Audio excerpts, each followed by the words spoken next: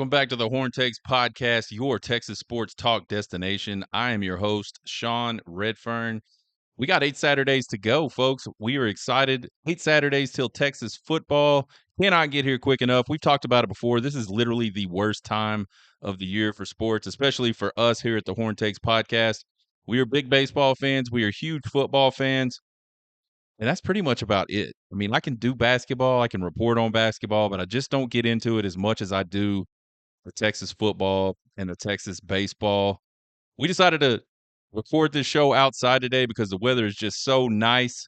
Uh, we're going to talk about the Texas Longhorn wide receiver room, continue our uh, preview into the position groups for this Texas team. We're winding down on the offense. We'll do the offensive line next week, and we'll be all done with the offense. We had a really cool opportunity to catch up with Eric Henry of Horns247 to talk about the wide receiver room today. But before we get into that, check us out on Twitter, TikTok, and YouTube at Horn Takes. If you just like to listen to the podcast, you can find us at Apple Podcasts, iHeart Podcasts, Spotify Podcasts, or you can go to horntakespodcast.buzzsprout.com and catch us there.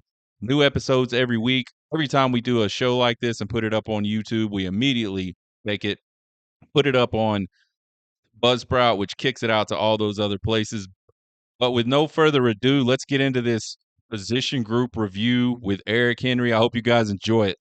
I'm here with Eric Henry, Horns247 Staffer, to continue our 2024 position preview. We're going to talk about the wide receivers. Thanks for joining, Eric. How you doing today? Hey, Sean, not a problem, man. Appreciate you making the time.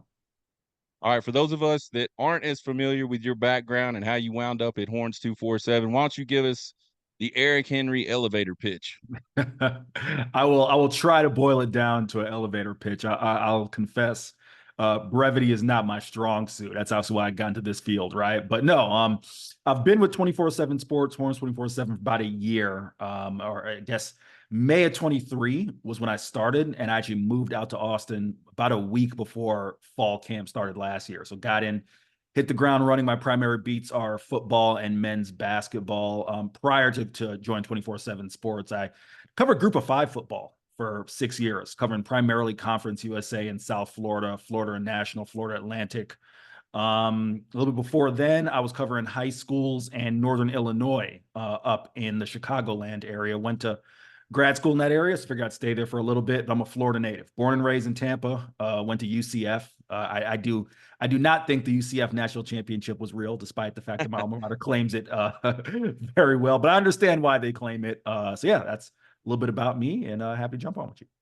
Outstanding, man. We're glad to have you. So let's set the stage on this wide receiver preview. Over 4,000 yards of receiving last year from all the positions in 2023. We're talking wide receivers, tight ends, running backs, big humans on trick plays. Over 4,000 yards. Wide receivers accounted for 2,500 of that, and roughly 85% of that production is going to be gone in 2024. So of the 625 yards returning from the receivers, all receivers, four of those guys aren't even wide receivers. You got Gunnar Helm with 192 yards coming back. You got C.J. Baxter at a running back position with 156. Jonte Cook is our first receiver and only receiver in the top five with 136. Jaden Blue, 135. Malik Ogbo. Yes, Malik Ogbo, the same guy that came in the big offensive line class a couple years ago. That Malik Ogbo, 3 yards receiving. So obviously this team has lost a ton of production, not only through the draft with Xavier Worthy, Adonai Mitchell, and Jordan Whittington, DJ Sanders, but there was a pretty big exodus of wide receivers in the transfer portal at the end of last year. So the cupboard kind of bare for Steve Sarkisian at the end of the 2023 season. Texas aside, how big of a blow do you think it should be to lose 85% of your receiving production at the end of one season?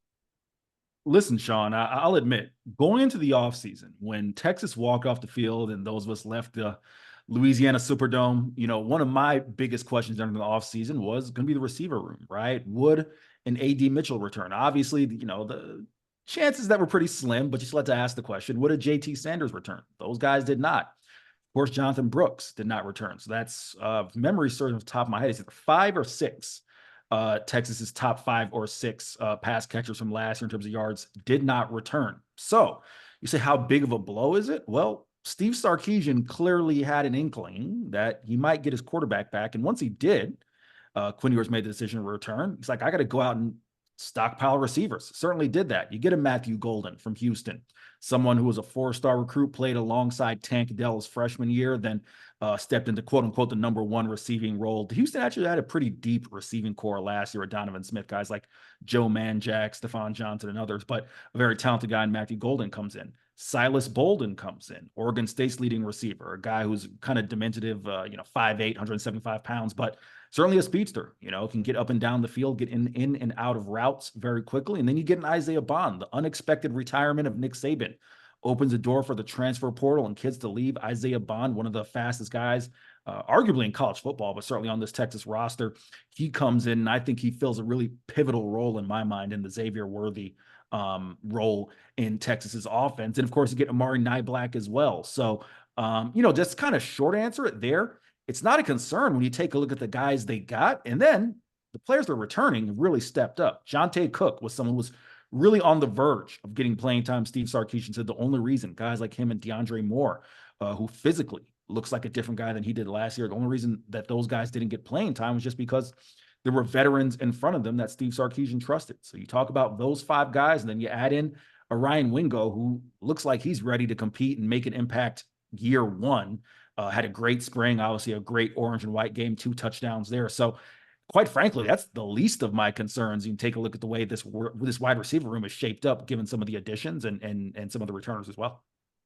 Absolutely. Let's talk about those returners real quick. You got sophomore Jonte Cook, 38th national recruit in the country a couple years ago, 8 catches, 136 yards, 0 touchdowns, and that's the line for the returners. Sophomore DeAndre Moore, who was 121st ranked recruit nationally, 0 catches as a freshman. And then we got redshirt freshman Ryan Niblett, 94th ranked recruit in the country, 0 catches for him. And he's a guy that could be one of the faster players on the team and just couldn't break through that log jam at the top right there. So the returners really high on talent, obviously really low on experience. And you're right, you alluded to it. Steve Sarkisian must have said to himself, Austin, we've got a problem, like right off the bat. This isn't going to work. What do I got to go do? Give us your you kind of gave us a little bit of thoughts, but Yeah. do you think any of these returning guys have a fit in the offense in 2024? Have a fit in the offense? Yes. Can they get on the field? Well, quite frankly, that's going to depend on Steve Sarkisian. You go back and take a look at his time in Austin. Sean, I know you certainly know this, better than I do, being a Longhorn fan, but you look at the numbers, right? In 2021, that wide receiver room pretty shrunk. It was, if memory serves me, it was Joshua Moore, if memory serves me correct, and then Xavier Worthy comes in 2022. It's mainly him, Casey Kane, Jordan Whittington, right? Same thing in 2023. It's Xavier Worthy, Adonai Mitchell, Jordan Whittington. Steve Sarkisian's only played 3 receivers for the bulk of his time in Austin. Even that 2021 year, or excuse me, 2022, you could say it was 2 receivers for the most part, primarily, who got snaps. So if Sark is going to expand his receiver room, then yes, there's a fit for Wingo, Cook, Moore. However, if this is going to be 3 receivers, and part of the reason why I've emphasized this so much in the offseason, Sean, is you go back, Steve Sarkisian loves his tight ends.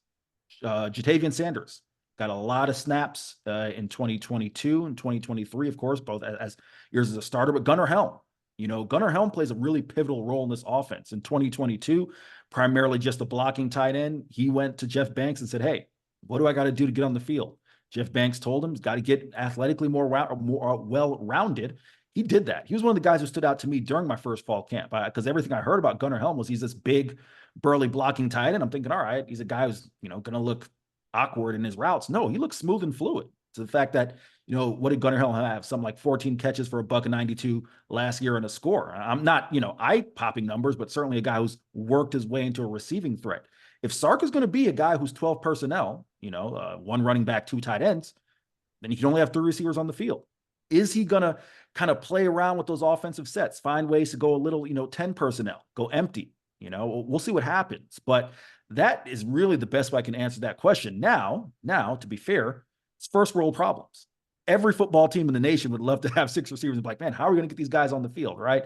Steve Sarkisian got a $10 million, or excuse me, got essentially had his salary doubles now at $10 million. $10 million decisions, figure out how to get those guys on the field. Absolutely. I think it does boil down a lot to what he wants to do schematically, how many of these guys can get on the field, just depending on that type of deal. And you're right, Gunnar Helm has come along a whole lot since a couple of years ago when he first was asked to perform a lot of blocking duties in that second tight end role.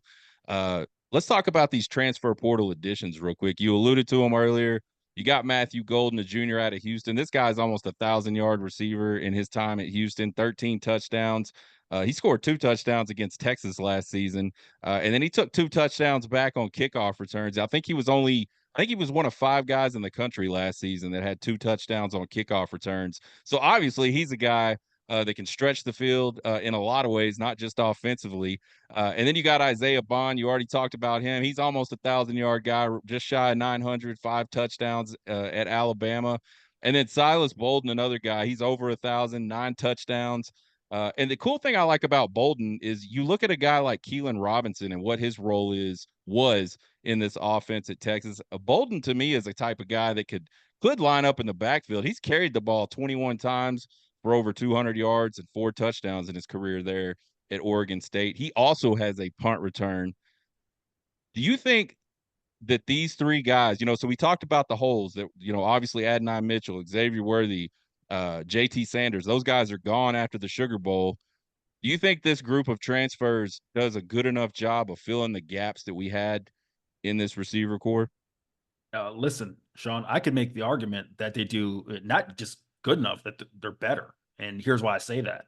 I'm not saying that all 3 of those guys are right now better than the trio last year. However, take a look at Steve Sarkisian's offenses at Alabama. Take a look at his offenses at SC, his offenses at Washington. Steve Sarkisian likes to shift his receivers around. If he outside of his time at Texas, he likes to have guys who can line up interchangeably, different spots in the offense, primarily at Alabama. Devontae Smith, Jalen Waddle. The list goes on, right? I'm sure there's Jerry Jeudy. There's all those guys, right? Be able to say, hey, this guy is going to line up in the slot one play, can line up outside at the X or Y, wherever it may be. Now you take a look at Texas. Jordan Whittington's been primarily a slot, or what was been, or has been. He was primarily a slot receiver during his time at Texas. Xavier Worthy was mainly the chess piece, did line up in the slot a little bit, lined up outside. A.D. Mitchell was almost exclusively an outside receiver last year. And of course, JT Sanders, when Steve Sarkisian would use his 2 tight ends, sometimes it would be 11 personnel with JT in the slot. And then Gunnar Helm lined up as the inline tight end, right? And that's another reason why I think it's going to be interesting to see how he can get these receivers on the field, because if he does choose to use Amari Niblack as that slot guy at times, where Amari Niblack did line up a lot at Alabama, well, then that takes a receiver off the field. But to your question, yeah, I think this receiver group could almost fit it better, because Matthew Golden was moved around as a chess piece. When he played at Houston his freshman year, opposite Tank Dell, Tank was the guy who, kind of lined up all over the field, and then Golden would kind of use interchangeably as well. Same thing with Silas Bolden. Now, to a lesser extent, he was primarily an outside guy. I'm going to come back to your point about him possibly being used in that Keelan Robinson role in a second. But Isaiah Bond, someone who was moved all around the field. So I think all of these guys potentially can be shifted around. I will say this when it comes to Silas Bolden. I would keep an eye, and I know, it's your show, so if you want to talk running backs, we can, but I'd keep an eye on Trey Wisner in that Keelan Robinson role. The running backs, whether it's CJ Baxter, Jaden Blue, even when I spoke to Tashard Choice at the Sugar Bowl, emphatic about Trey Wisner's work ethic. And what stood out to me is him kind of almost reminding you of Roshan Johnson, in a sense, a guy who makes his name on special teams, but also can do things here and there. And that's a guy who I would keep an eye on it, because I think he's going to find his way to the field in various situations, maybe a lot more than some Texas fans may be anticipating. Yeah, I talked to Mike Roach right after that recruiting class signed on the show, and I said, I asked him who he thought his dark horse was offensively. Trey Wisner was mine out of that class as a guy that wasn't getting all the hype, but it was certainly a guy that was very versatile and could play all over the field. I did the running backs last week, or last show rather, and I talked about Trey Wisner. I think he is a great fit for that position as well. It doesn't hurt to have multiple guys that can do multiple things like that, though. So I really do like Trey Wisner. I saw him play in the, I believe it was the state championship game his senior year.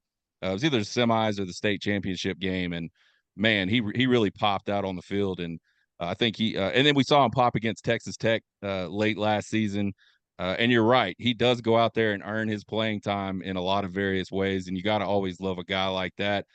Let's talk about this incoming wide receiver class. There's been a lot of boo-hooing about wide receiver recruiting lately. So let's do some happy wide receiver recruiting stuff. Your class last year, obviously, your main guy is that 5-star Ryan Wingo, big, fast. What I really like about him is it looks like he can adjust to the ball better than probably, I don't know. I won't say anybody we've had in a while, but those two plays he made in the spring game, especially that one in short yardage down in the end zone, really really good adjustment to the ball. Aaron Butler was a late commit. Aaron Butler, speed guy. To me, he looks like a lot like Xavier Worthy, just his game. And then you got Freddie Dubose. I don't know a lot about Freddie. I can only find a little bit of film on Freddie, but he looks really long and lean, and he looks like he can move. Uh, to me, like a smaller size version of maybe like a Randy Moss is what he reminds me of because he's so lanky looking, but he moves so well. And then you got Parker Livingstone, big, tall guy, strong guy that just makes a lot of plays. What's your thoughts on this incoming class? I mean, I look at this class and I go, you've got a little bit of everything with this class. What are your thoughts? Listen, I'll tell you right now, the two guys who really stood out, at least as far as early enrollees, Parker Livingstone, Aaron Butler, speed and speed. And if you know anything about Steve Sarkisian, you know he wants speed at that wide receiver position. Parker Livingstone, yeah, probably needs to put on a little bit of weight. I mean, I think he's listed at 185, maybe Yeah. 190. Taller kid though, but I'm just telling you right now, can fly, can get down the field. Was really impressive. That's something to me, Sean, that and this is no shade on the Casey Canes and Isaiah Nayors of the world, but when you watch spring ball and you kind of see, all right, the Matthew Goldens, Isaiah Bonds, they've done their reps. Who's up next? All right, obviously Silas Bolden wasn't there during spring. He's a fallen will be a fallen release. We haven't seen him yet, but who's up next? You take a look at the Jonte Cooks, Ryan Wingles. Okay, no drop off. Then like, all right, who's up next? You see these freshmen. And I mean, another thing, again, I know we're doing receivers today, but Trey Owens to Parker Livingstone and Aaron Butler, that was a great thing to see for the third stringers. It's like, whoa, okay, wait a minute. Like, again, no disrespect to Charles Wright, who, I think Charles Wright is definitely an FBS level quarterback. He now is at Appalachian State. I think he'll get a chance to start before his college career is all said and done. But I mean, just the noticeable lack of drop off in terms of arm talent and playmaking ability when you see those threes come on. It's like, oh, okay, this is what Steve Sarkisian was talking about as far as really getting that depth that he likes as far as building a program. So yeah, when it comes to those freshmen, those are the two guys who stand out to me right now. And again, they won't get much playing time. I mean, this receiving room is just too deep. And we'll see what happens as far as wide receiver recruiting for 2025. But don't we'll see what happens with DeCorian Moore and some of the guys, Jamie French. But don't just think that these guys are just merely going to fall by the wayside. These are some guys who look like they're ready to make plays, at least athletically speaking, can hold hang up with anybody in the nation in my mind.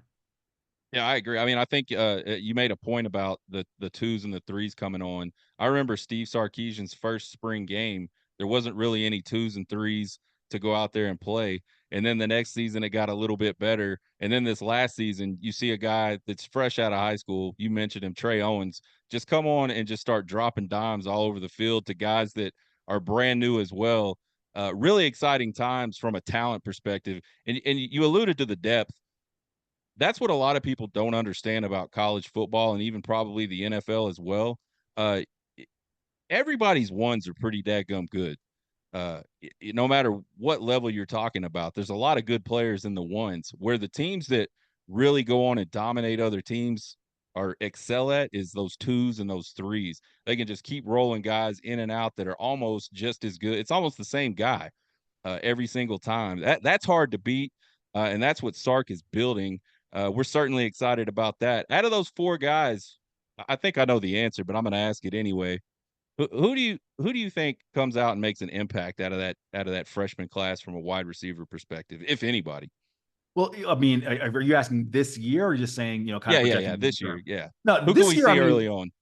well, we're not going to say, if we see Parker Livingstone or Amber or any of those guys, I mean, you'd have to have multiple injuries to guys at receiver just because, as we talked about, right? Steve Sarkisian, known for only playing 3 receivers, if he expands that thing to 4, all right, like then you're looking at Ryan Wingo, a Jonte Cook, a DeAndre Moore. I mean, he'd have to fall really down the depth chart. I'm not shading any of those freshman receivers. I just think Sure. this thing is too deep. And then that's not even accounting, as I said, Amari Niblack is going to get some time in the slot as well. He's a guy who, when he was at Alabama, over 40% of the time was used as a slot receiver, right? So, I mean, it's no shade on any of the freshmen. I don't see any of them cracking that depth chart or really getting any time. I mean, possibly I could see Aaron Butler as a third kick returner or a third punt returner, but that's about it. Now going forward, yeah, I think Butler and Livingston have a huge jump just because they were in spring camp, they got in early, they were making plays. I think that may give them a jump on next year, but as far as this year is concerned, it'd be really far fetched seeing those freshman guys cracking the rotation. Fair enough. You've been alluding to this a lot. The Sark playing 3 guys. Is that just by design, or do you think he really wants to have 3, 4, 5, 6 guys he can rotate in and out? What do you think his philosophy is on that? Because last year I think he played 3 because he had to play 3. Uh, for all intents and purposes. Do you think if he has 6 strong guys, we'll see 6 guys out on the field on Saturdays? Okay, I'm going to give you my answer. I'm going to give you the Steve Sarkisian answer, right? Fair So enough. Steve Sarkisian has said the reason why Jonte Cook didn't get playing time last year was because he had 3 guys who he trusted: Jordan Whittington, Xavier Worthy, Adonai Mitchell. For all intents and purposes, right? Let's call it 2, because Whittington and Worthy obviously played with Texas in years prior. A.D. Mitchell was a guy who was an incoming transfer. But you bring in a guy like that to say, hey, we're going to get you, 50 passes, 800 yards, 10 touchdowns, a guy like that who leaves Georgia to get to the NFL, right? So you don't bring him there to not play him. Now, here's the unique thing about 2024. It's a clean slate. Matthew Golden, Silas Bolden, Isaiah Bond, they're transfers. Guys who have not played for Steve Sarkisian before. Jonte Cook, DeAndre Moore, those are the returners. You asked me about philosophy. I think Steve Sarkisian really likes what 2 tight ends does for his offense. The role of Gunnar Helm, it's twofold. One, yes, it does help with blocking, right? And especially if you want to kind of play some power football, but also Sark's offense is known for pre-snap motion, heavy pre-snap motion. What that does, it helps identify coverages for your quarterback. If you can shift Gunnar Helm out, move him, shift JT Sanders, you start him in line, shift him off. That defense has to adjust. It helps identify coverages. That's a huge role. Not saying you can't do that with the receivers, but that is by design for a purpose. Now, as I said, you take a look at his time in Alabama, he has played at times, multiple receivers.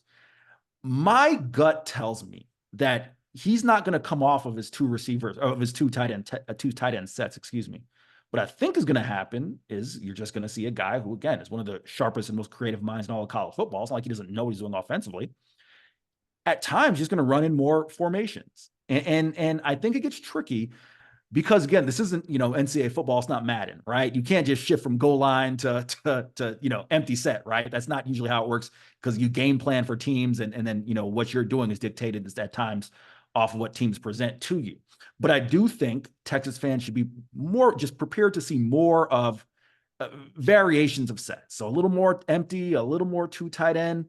So that way you can kind of get multiple guys, multiple personnel groups on the field, and maybe even go back to the Tom Herman days. One of the things that people who've been around these parts longer than I have tell me, and I don't want you to get scared when I say Tom Herman days, right? But one of the things people tell me is that Herman would play 3 receivers at a time, and then sometimes you see an entirely different set of 3 receivers. Maybe you see a little more of that, right? Where I'm not saying it's series to series, but maybe you do see sets of guys come in, and that's how he's able to kind of work some of these guys on the field if it's warranted. Yeah, he's definitely got his work cut out for him in terms of uh, trying to keep all these guys happy, and also trying to stick with what he wants to do. And I wouldn't want to have to juggle all that. It's definitely a log jam up there. let's talk real quick about grade. I know everybody wants to grade different position groups, and I've seen that you've done some position group stuff there on Horns 247. What grade would you give this wide receiver group as we head into 2024? The only reason I'm not giving him an A is just because we haven't seen him in action yet together. In terms of talent, it's an A, easy. I give him a B plus just based on what you saw during spring ball. Of course, we had a chance to watch, I believe it was 7 spring practices. That's including the orange and white game. And then what we saw in the orange and white game, right? They get a B plus from me. Silas Bolden, again, been a productive receiver. Isaiah Bond, I said he fills that Xavier Worthy role. Is he a guy who's going to, break the 40-yard dash record? We'll see. I mean, he certainly got speed, but that role is pivotal because Xavier Worthy is a guy who's, defenses have to account for. He's going to take the top off the defense. That opens up things for Quinn Ewers underneath. Quinn Ewers is a guy who gets the ball out of his hands really quickly, high completion percentage. That's aided in part because defense has got to play back a little bit. Can't let Xavier Worthy get, behind your defense. Isaiah Bond fills that role. I could see Matt Golden and Silas Bolden eating underneath, having excellent years. Jonte Cook, another guy as a speedster, fills that role. So yeah, I give him a B plus. The only reason I'll give him an A is just because it's hard to say, you got 6 guys, as we talked about, a lot of production that left last year, and you haven't seen him yet on game day or even in the fall. So I don't want to be too hyperbolic, but this is a really, really talented group. I gave him a B plus too, and I said basically the same thing you say. The talent is there, obviously. The big questions for me: can they gel together as a unit? Can they gel within the offense? And can they all stay engaged? Because they're not all going to be out on the field all the time. A lot of them are used to being out. Actually, all of them at various levels of play are used to being out on the field all the time. So I think the answer to those questions will determine how good this group can really be. The offensive line, they're going to protect. You already talked about Quinn Ewers. He can deliver the football. Uh, it'll be really interesting to see in game one just what we see out of this wide receiver group and obviously on into the season. Let's talk about something you touched on that we kind of both touched on, this log jam in recruiting. I kind of made a couple recruiting jokes earlier on in the show about wide receiver recruiting lately. Do you think and I know there's all the talk about Oregon and the NIL and DeCorian Moore heading up that way. Do you think there's any of the recruiting problems this year from a wide receiver perspective, and let's not call them problems necessarily, but disappointments, and maybe some of the transfers we saw last year have a lot to do with sort of this philosophy that we've seen from Steve Sarkisian? He's brought in a lot of guys from the wide receiver position in the portal. He's brought a lot of guys over. Some of them worked out, some of them haven't. Is there maybe a perception out there and maybe some negative recruiting going on about, hey, if you go to Texas, you're going to sit there for a while anyway, and then Steve Sarkisian's just going to bring in 3 or 4 guys out of the portal every single year? What are your thoughts on that? It's not something I'm concerned about, but it's something that pops into my crazy head sometimes. What do you think? No, listen, there's no doubt that teams are going to try to use that in recruiting against Texas, right? I mean, teams will use anything to recruit against teams. Of course, there's no doubt that teams are going to say, hey, DeCorian Moore, Jamie French, others, like, why are you going to go there? Like they have, receivers that they've recruited. And not only that, again, Silas Bolden is the only player who really is out of eligibility this year, right? Isaiah Bond, in theory, could return. Matthew Golden, in theory, could return. Now, as we saw last year, we did see 3 receivers leave for the NFL draft. So it's not to say that Texas couldn't have 3 guys go leave for the NFL draft this year. But Jonte Cook, a sophomore, DeAndre Moore, underclassman, Ryan Niblett, underclassman, right? So yeah, when you take a look and you say in theory they could have in excess of 6, 7, 8 guys return, yeah, I'm sure teams are using that against them. I don't necessarily know if the transfer thing plays a part of it, because Casey Kane, I hate to put it this way, but as long as I've covered college football, and listen, there are people who covered college football longer than me, but I'm heading into my 8th year. Coaches, recruiting guys have always said to me, the goal is to out recruit each class, right? So there's no doubt that Casey Kane, from a talent perspective, probably, better served elsewhere. Isaiah Nayor, I would agree. And I think, it's tough because obviously he made plays in his spring game when he was healthy in 2022. It was a 2022 spring game. However, he suffered that knee injury, and Steve Sarkisian said it's just a consistency thing. It's him trusting in the knee. And you saw that at times, especially during the fall, right? A guy who looked like he was mentally wanted to give it 100%, but still a little bit unsure of that need, right? So, hopefully he's probably better served at Nebraska. I don't think that was a byproduct of anything going on the field as much as those guys, they could see the writing on the wall. But yeah, there's no doubt that especially with these 2025 guys, teams are going to say, hey, do you want to come in and play immediately? And you talked about DeCorian Moore, Phil Knight's 86 years old. That man said he wants to see a national championship. That's right. Who knows how much money he's dropping into Corey Moore's pocket, So I'm sure that plays a factor as well. Yeah, absolutely. If it is a factor at all, it's probably one of the smaller pieces of the whole puzzle. There's rarely any one thing that sways one person one way or the other on anything. But like I said, it's just kind of something that pops into my crazy mind sometime. Do you have a couple minutes to talk about this tight end room real quick, a little more Sure. in depth? Sure, let's do it. Cool. So bonus tight end room for you guys. JT Sanders out, obviously a highly productive guy, especially in the passing game. Just a really tough matchup for defenses in the passing game. That's a big blow. That's a lot of yards right there, a lot of touchdowns, a lot of big first downs. But we got Gunnar Helm coming back. He's been a huge part of the offense for the last couple of years at Texas, mostly, as you pointed out, in the blocking world.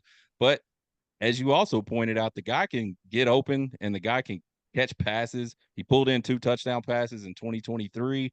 And then from there on, there is not a lot of experience at Texas. You've got Amari Niblack that came in, had a touchdown against Texas, and a really nice one, man. That was a gut punch play for us sitting in the stadium. But it was a great play by him. And now that he's with Texas, I hope to see a lot more plays like that. Uh, he's got some experience. And then you talk about the 3 other guys, or maybe the 4 other guys. You got Juan Davis, freshman Will Randall, redshirt Spencer Shannon, who's a really big kid out of, I believe, Arizona, right? Or maybe California. And then Jordan Washington, who's a guy, he's a true freshman this season. And he's a guy I really, really was impressed with his film in high school.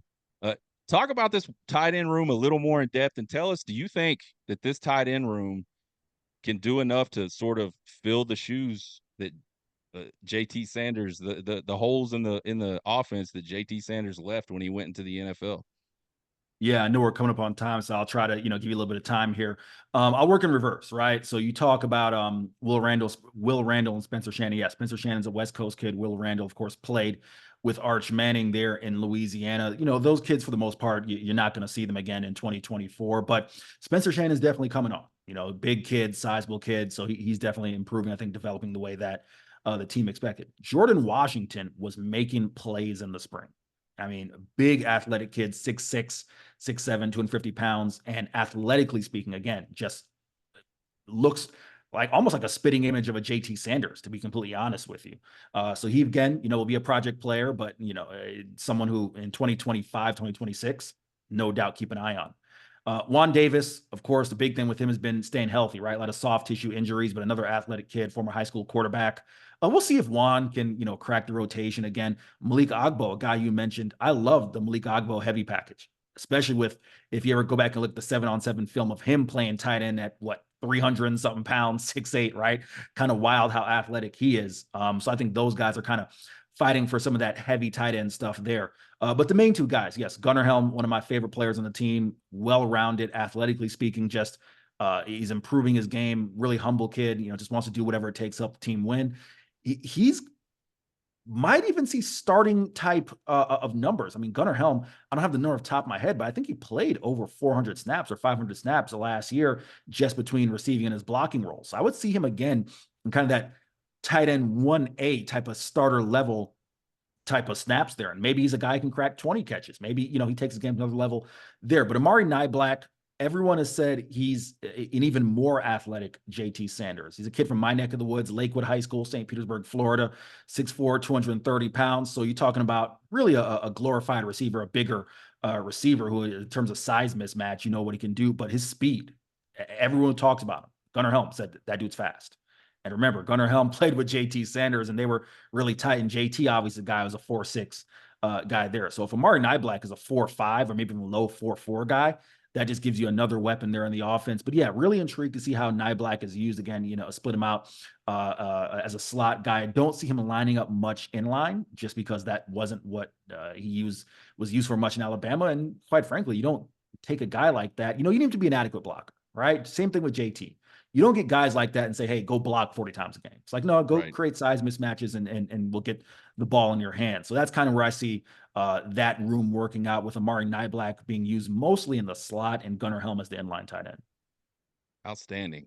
Well, there's one thing for sure, that there is a lot of talent across the tight end and wide receiver room. It's going to be awesome to see what Steve Sarkisian can do with all that, the pieces he can put together, and what kind of production we get out of these groups. Eric from 247 Sports, Eric Henry, you can check this guy out at 247 Sports. You can also get him on Twitter at Eric C. Henry _. I think I got that right. I'll definitely put it on my banner when we get the show put together. Eric, thanks for joining us. Have a great one, man, and we will definitely try to get you back on, man. Thanks a lot. Anytime, Sean. Appreciate you having me on. Henry of Horns247.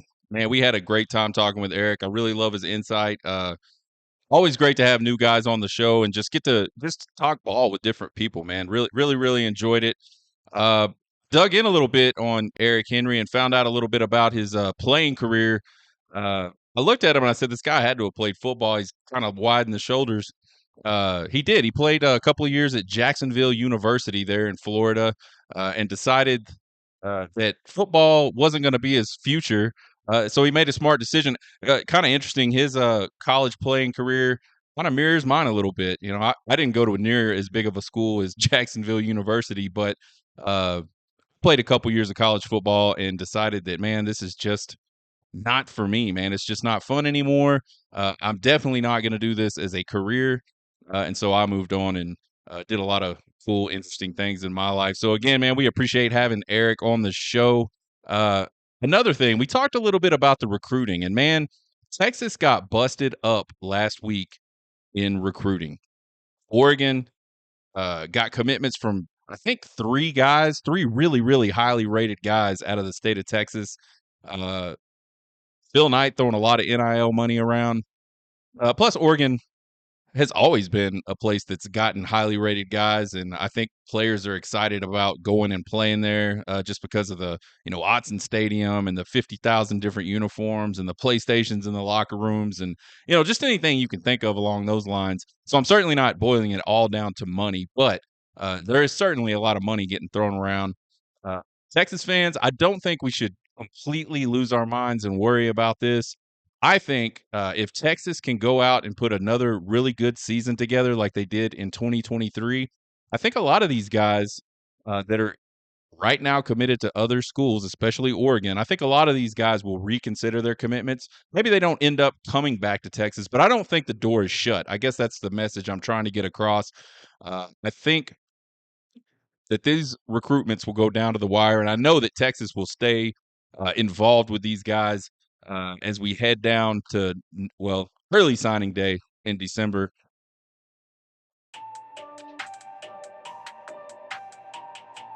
I don't know how that got messed up.